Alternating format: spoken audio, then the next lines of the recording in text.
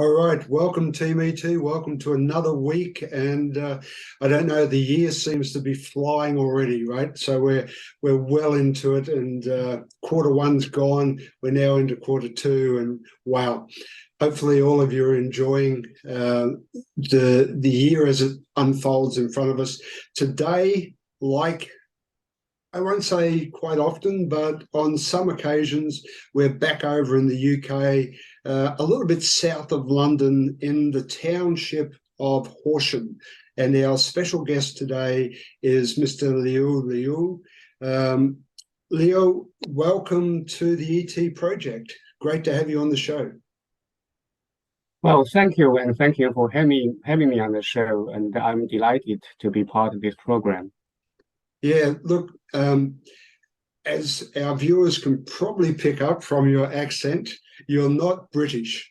And they may have a further clue by my stumbling over your pronunciation of your name. So I'm sitting in Shanghai at the moment, and you come from China as well. So what maybe introduce a little bit about who you are and your background.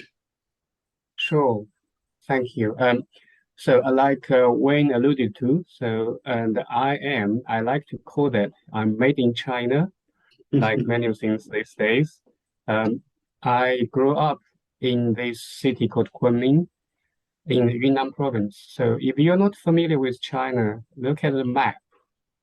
The China map looks like a big chicken. So the head is heading towards the east, connecting with Korean. And where Wing is now, Shanghai is like the chicken's tummy.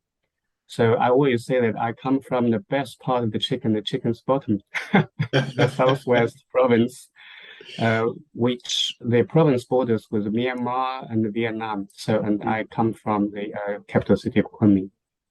And I was just mentioning that I was there for almost 2 weeks just recently. And for those that don't know, Kunming, it's the capital flower city of China, right? So it's where all of the floral purchases pretty much around China, and I guess exported out of China as well. I don't know. That's right. That's right. It is it's one of the biggest industries for Kunming and for that province. Mm. And in terms of how I got to the UK, so it's really a love story. So like many love stories. So I was working in the university, the Yunnan University at the time, over 20 odd years back. And we have a language center where we teach international students from over 100 countries Chinese. I was the foreign affairs secretary of that center, and on the management side, and where I met my wife, Alison, and she came with her team from the UK to study and work there for 3 years. So that's how we met each other, got married, and moved to the UK. Yeah. And you moved directly to Horsham, or did you move somewhere else? That's right. That's right. Horsham is where Alison grew up. It's her hometown. So it's in the southeast of England, in this county called West Sussex. Mm. So it's quite a historical market town. So what is unique about Horsham is actually it sits halfway between London and the coastal city of Brighton. So in the ancient times, there's the halfway place, provide a place to rest and to recharge. So the word Horsham actually comes from Old Roman word Hersham. It's about, I think the meaning is about where a horse get recharged and rested. Okay. Yeah, so it's quite a nice town, and I really like it because in many of the towns in the UK or in the West, you have a high street. But in Horsham, you have a town center. That's where the East Street, South Street, West Street, and will come together, have quite a hub in the town center, and all the activities happening. Yeah, and markets every weekend. So lovely place to live in. Yeah, I've seen the pictures. I can't say that I've visited the town itself, but I know the area in general, and it is a beautiful, excuse me, it's a beautiful countryside location. So I can well imagine as the horses come up from Brighton or down from London, the need to have some location to park and rest and re-nourish. What being in the UK, one of the things that's been very obvious in the last 12 months or so is the politics. How are you coping with the British politics and the way of the Western world versus what you're used to in China? That's an interesting subject because if it, I think the headline media tend to focus on the head figures of the politicians. Mm. But in any case, by and large, I think we look at the UK, all the changes of the head of states in the past few months or past 6 months, very drastic changes. But what is amazing about these systems are actually the large group of the civil servants, they actually kept the system going and running. Mm. And there's no chaos. And I have to say, I marvel this system because I often think if any of these kind of drastic changes happened in other parts, other countries of the world, it's bound to be chaotic.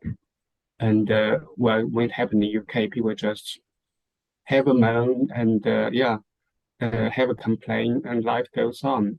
Right. And then the smooth transition of the changeover of the head of states, I have to say I marvel at that system. Yeah. Mm. I've just finished watching a short series with Harry and Meghan out of the royal family, and it's very interesting to watch the politics that sit behind the royal facade. Uh, How are you finding it? Do you hear much about it, or do you follow it at all?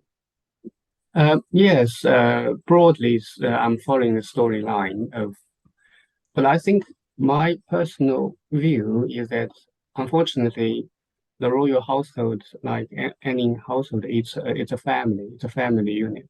Yes. Uh, but because who they are, the family story is being kind of both exposed and exaggerated by the media and put on a lot of the spin from different angles.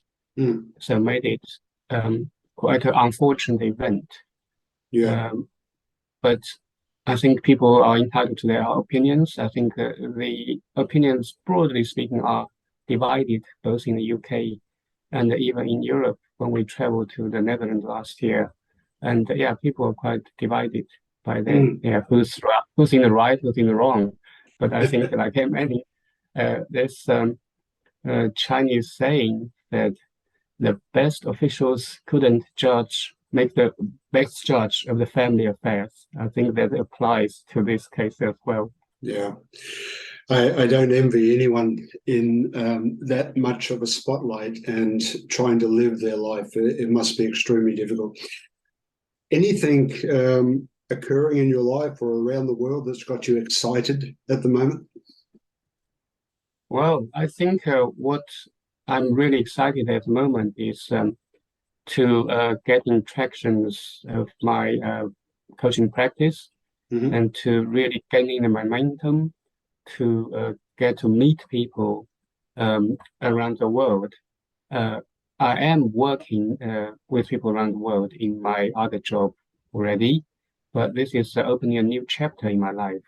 Mm. It's different group, different talents all around the world, like yourself and some others.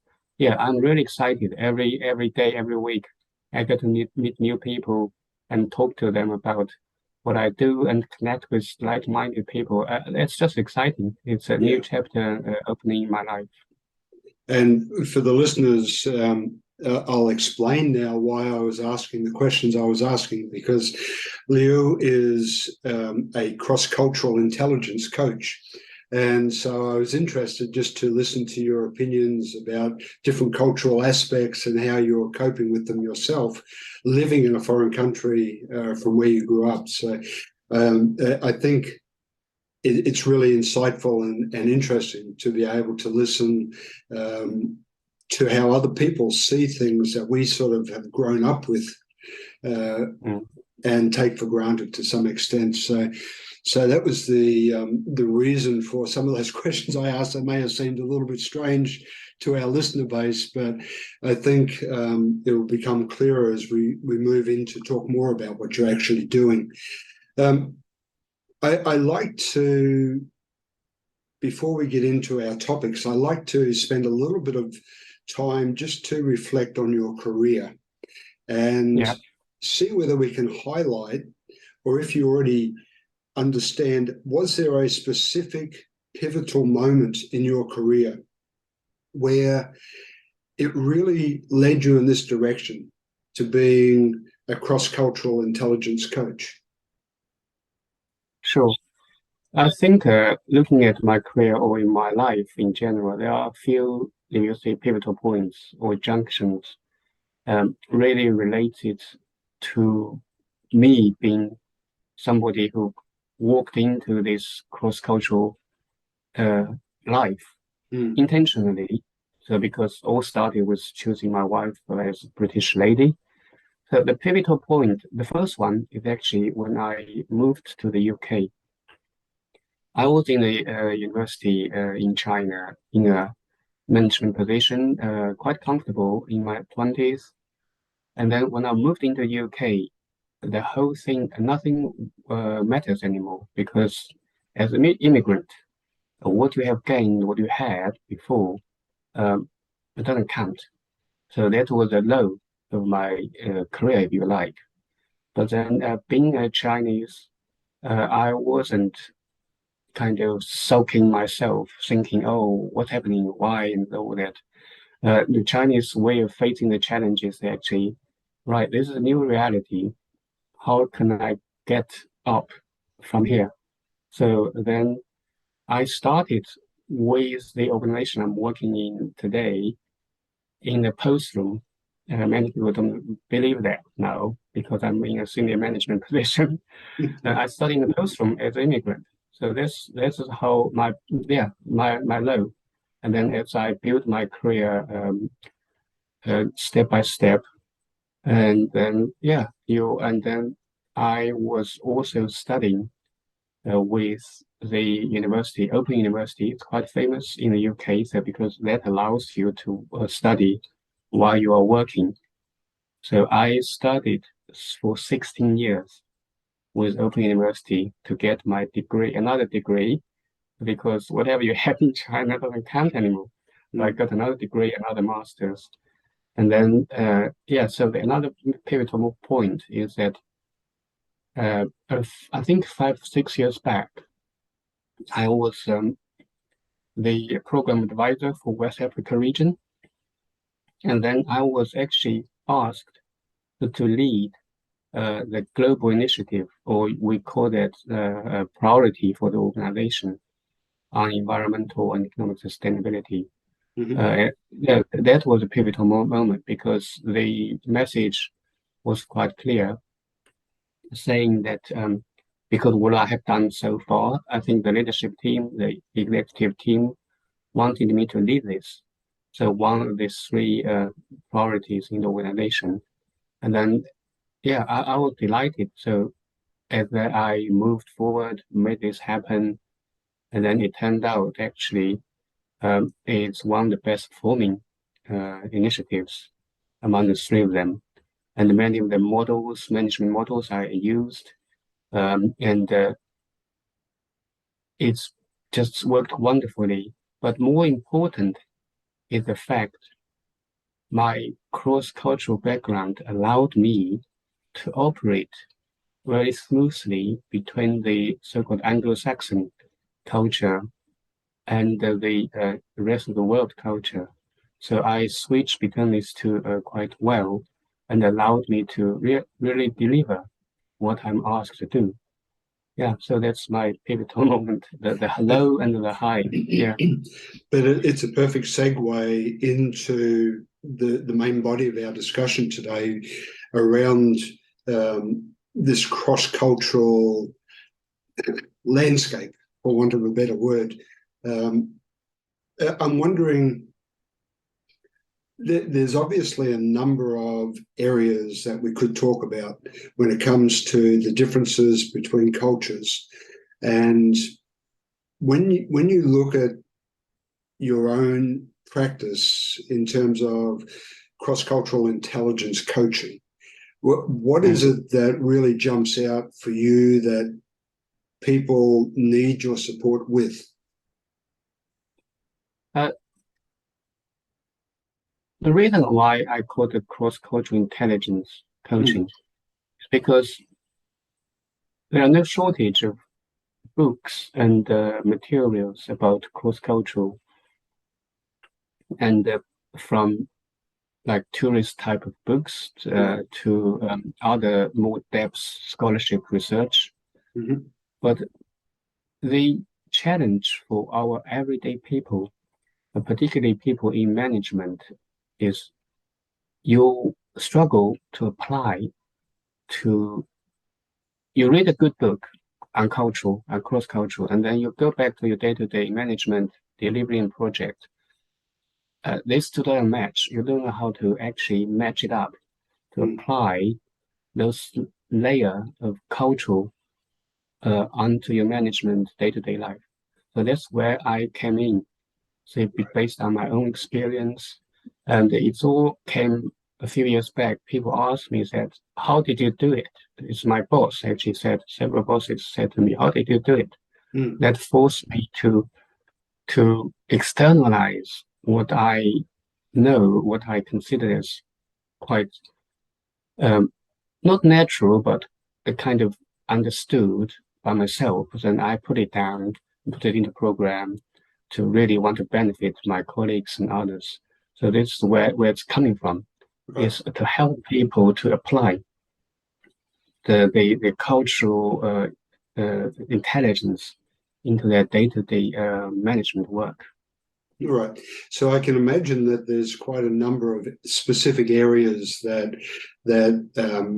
jump out from time to time, and one of those is probably around communication. It's going to be a very broad topic, of course, because of language, because of body language, because of a whole raft of different communication elements.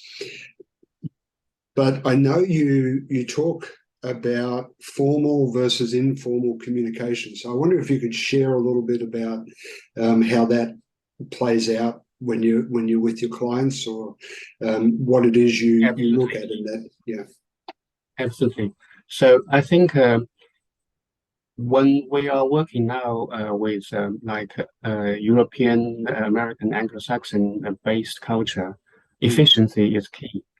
So that when it comes to communication, like the way I have been communicating with you, short and precise to the point. Yes. So the time, place, all the essential information, just say hi, Wayne, hi, Liu Liu. But at workplace, when I am communicating with our colleagues and clients in Africa, in Asia, in Middle East, they are still of a culture of very hierarchical and very formal. So I need to really switch, need to be careful. So when I write an email, I need to write in a still very formal way. Right. The way that you probably see it in the old way of writing in England. So I would say, dear sir, dear madam, and then greetings from England, and how are you? How's your family, so on and so forth, so that people feel they are respected. Right. So if I just try to write a very short and concise message to them, they will feel offended. And in fact, our colleagues complained about the way my English counterparts wrote to them to say, how rude, I don't know this guy. How can you just ask me for X, Y, and Z? I don't know you. So this is the communication. And when it comes to face, when we go to in a meeting, right? Um, if I have a catch up with meeting with my European American counterparts, we can talk a lot of things in half an hour.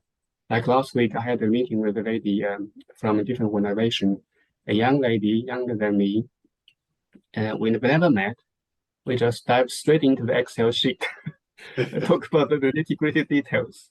But that can't happen if I with some other culture.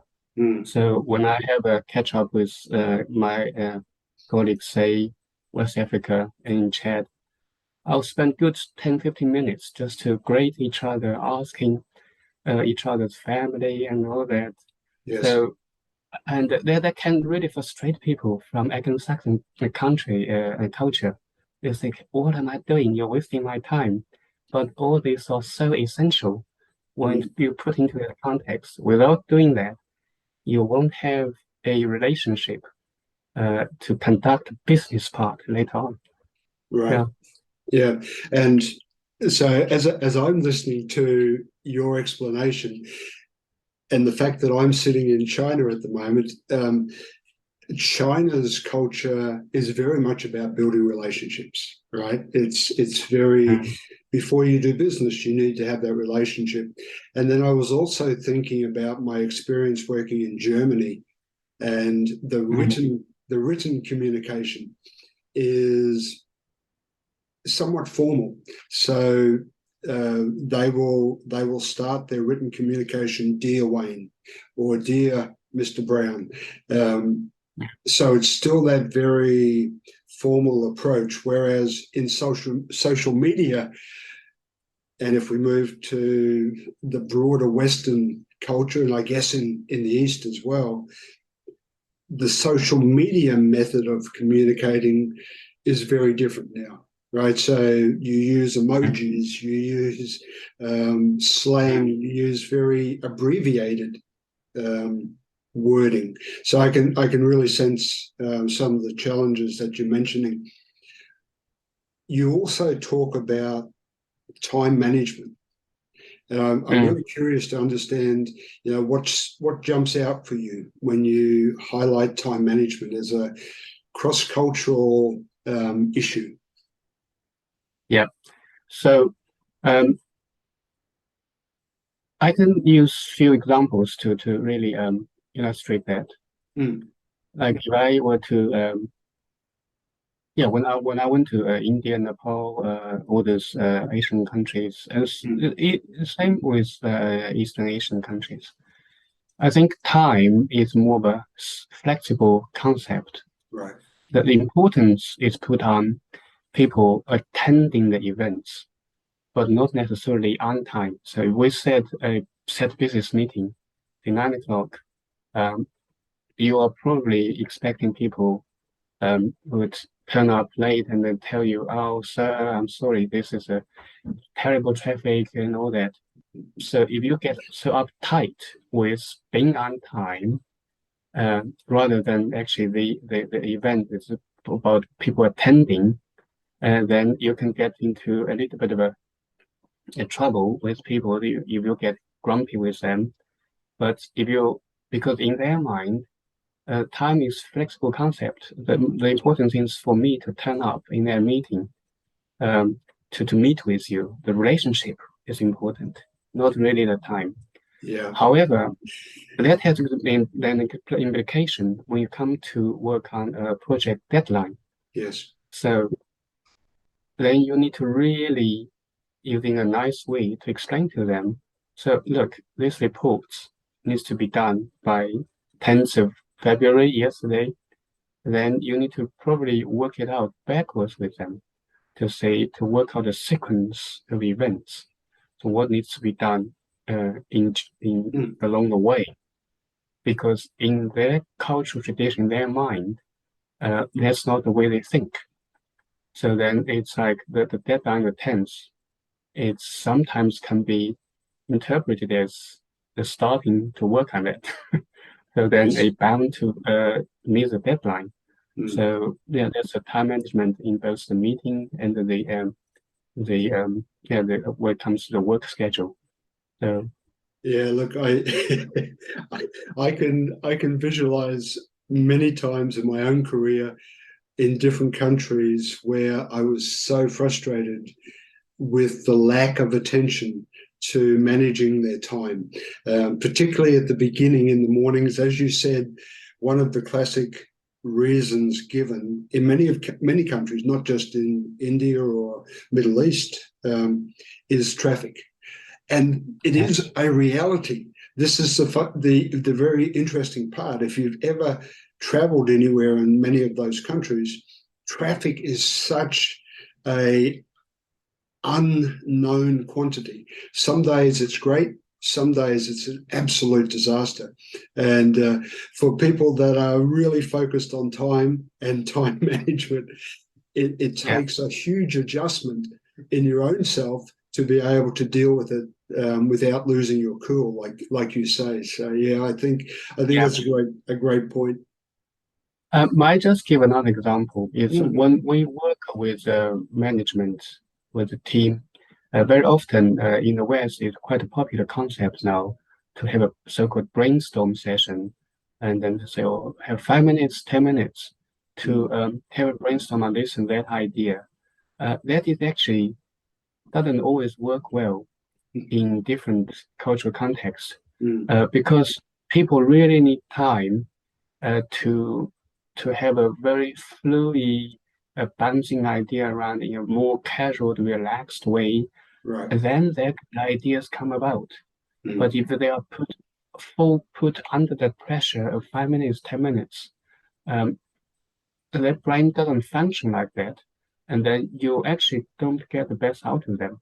mm, They just kind of give you some very superficial answer, um, and then you miss out.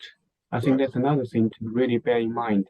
If Mm, you really want to get good ideas out of people in a different culture, in this kind of more flexible time culture, give them time to really discuss with them to bounce idea. Don't force it into a very artificial thing. 5 minutes brainstorm, let's go. yes, Yeah. yes. No, it's very true. I've experienced exactly what you've just mentioned. There is a long list, I'm sure, of many other differences between cultures. What else jumps out for you when you think about cross cultures? Um, as managers and as for any company or any organization, one important aspect is actually about financial and money management. Mm, Everybody loves this project. Uh, so there are, again, the cultural differences can really have a huge impact um, on how money is managed. mhm, Um, on the more benign level, if you go to, say, China or Middle East, if you ask for a quote or ask for money, um, ask for a quote, ask for a price, people give you a proxy, a range. That's very, very common. mm, Like I was in Düsseldorf last December to attend a trade event, and we actually talked with an Indian company who produced the machinery we were looking for, and I said, so what is your price? And then that person just gave me a range. But then, similarly, if you go to in the same sort of exhibition hall, go for a German company, they'll give you precise, mm, exactly down to the note. So that can give you a bit of trouble. How do you budget, right? So you get a proxy range. mm, Um, the other side is about the shame and guilt culture when it comes to mm, people's mismanaging money. So in many of the uh, broadly speaking, like the Christian-based culture, so-called guilt culture, there's a clear cut between right and wrong. So, but with the shame culture, it's like, well, a lot of conduct is okay as long as you're not caught. you're not bring shame to yourself, to your family name, and it's okay. So that means when it comes to money management, if you are giving money to people managing the projects and so forth, um, they might end up bringing their relatives to a function. They might end up taking this like branded promotion stuff back home. How do you deal with that? Uh, and also the embezzlement issue. I mean, it's ugly, but you have to face it. Yeah, so many of the countries in that same culture just think, well, um, it's it's okay, and the amount, what is okay, is fluid. Let me give you an example. In China, if you see people, when people see it on the news, it is official get caught by embezzlement and mishandling the money. People's first comment often is, "Oh, this person got so greedy." I meaning, if it's not this much, it's okay. You get my point. So it's quite hard. Yeah, you have to really watch out for this kind of thing when it comes to financial management. Mm. And many Western corporations operating coming into those countries really struggle to understand that cultural aspect. They, as you said, they see it as black and white. Yeah, You do it like this, and everything's fine. If you don't do it like this, then it's illegal, and there's ramifications. Whereas other cultures don't have that belief system, and that's just not the way that they operate. So it creates yeah, a lot of challenges for sure. definitely, definitely. And even like the use of company car, Mm. well, in the UK or in the Western society, maybe it's like, yeah, company car means take you to work, maybe from home to work and all the business locations. Well, in other parts of the world, means you take your wife to work and then drop your kids off and then pick up some washing on the way. All these things are included. Yeah. We could go on for hours about this. I'm really curious about the demographics as well as the generational aspects. Yeah. So age in particular, how does that Mm. factor in this scenario?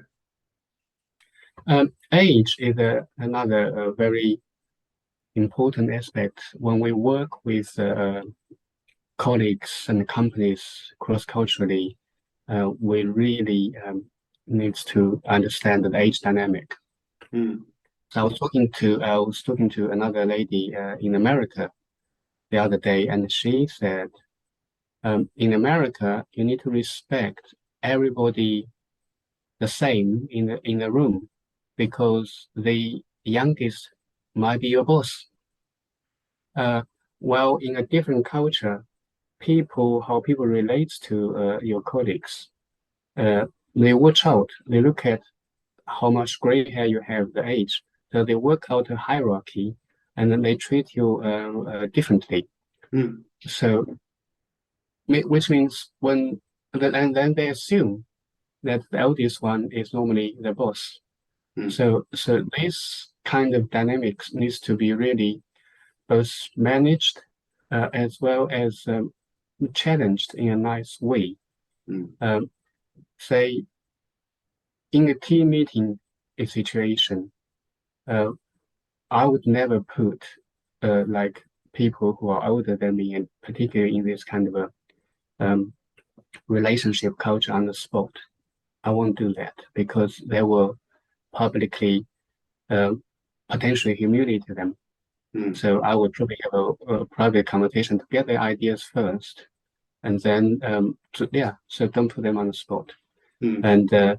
And they equally, um, if you want to really get good ideas, you could create it as a manager. You could create a space to actually in the meeting to particularly ask the young people to speak up, and rather than allow that to kind of naturally happen because they won't.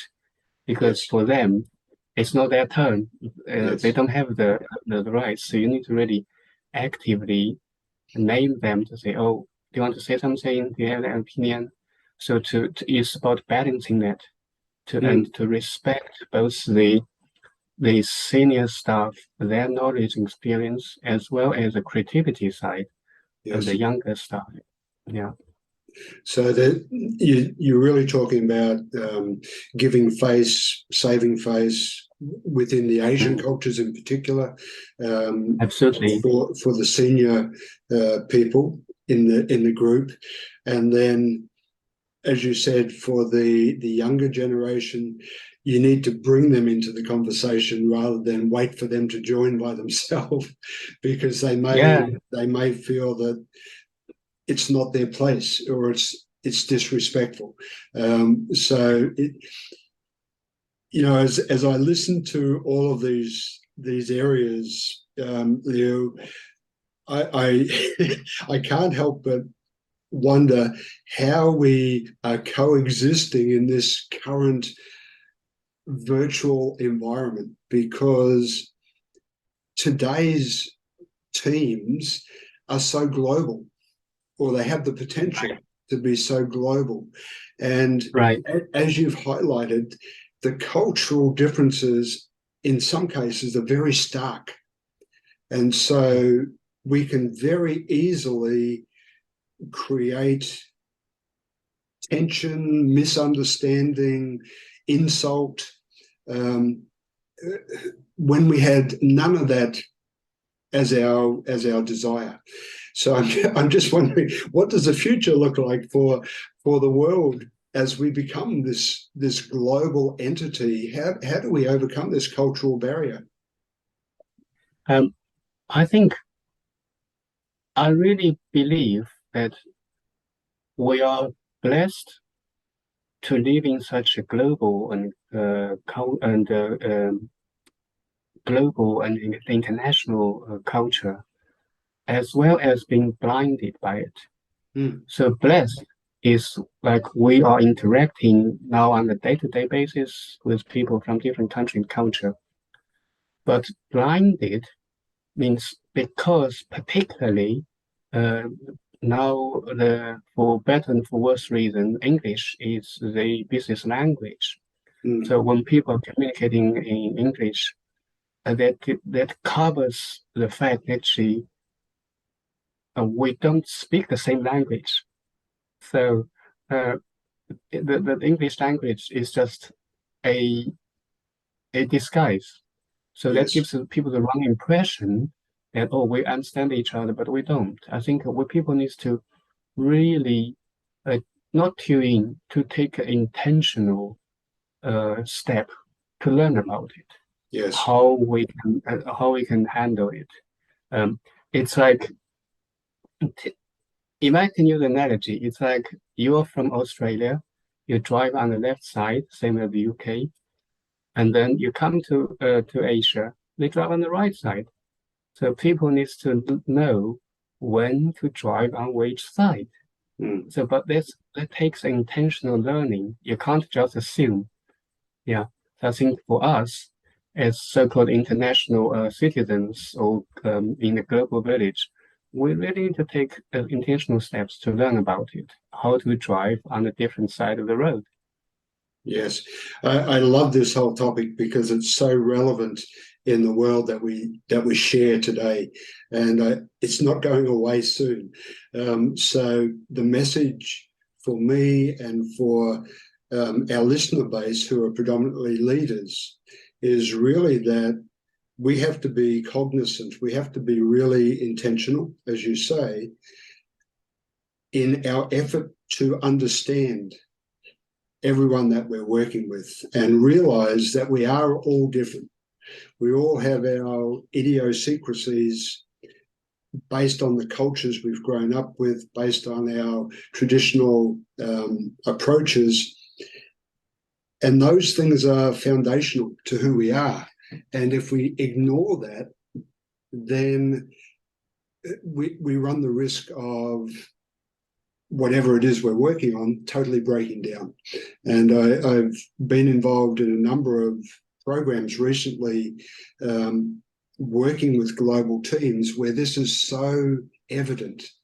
You get people in the team coming from Spain who have a different mindset around time framing, working with people from China, working with people from America, and it's a whole boiling pot of dynamic shifting constantly to try and make the project successful. So look, I think you're on something really important here within the work that you're doing. Is there anything we haven't touched on so far in our discussion that you want to cover today in this conversation? Well, I think, like you say, we can talk for hours Yeah. because this is just such an important issue for managers and leaders today. If we look at our career, or even my own, when you progress along your career, you will become manager, become leader, and you are given a lot of trainings about management issue, financial management, HR, and this and that. Yes. But none of them relates to cross-cultural intelligence. Correct. So that's why only recently I'm speaking to our HR people and some other HR people in different organizations. They said, well, what you are doing is so needed because we are constantly have to mediate the problems actually caused exactly by that. Yes. And the people hurt, people leave. But if only we have this kind of cross-cultural intelligence, we would reduce a lot of those. That's why actually, I'm my own programs used to train our own staff in the organization as well. So and some other people coming to me. So really, I really would encourage people to take intentional steps to learn about it, how to handle it. Don't just assume. Yeah, it is so important, and so I really look forward to see some of the results from the work that you're doing. Where can people go to connect with you if they would like to learn more? Sure. So I have a private coaching practice called liuliucoaching.com. So that's spelled as RIULIU coaching.com. You can also find me on LinkedIn to connect. So please just connect with me. Look at my webpage to see if this is for you, and I will be delighted to work with any of the audience who's listening to really get you to. It's like my over 20 years experience. I'll give it to you in a few weeks' time. And it will save you quite a lot of trouble and money when we're talking about business. Yeah. Yeah, excellent. We'll link to those contact points in our show notes. So for anyone listening, if you didn't get that down, you can find it in our show notes.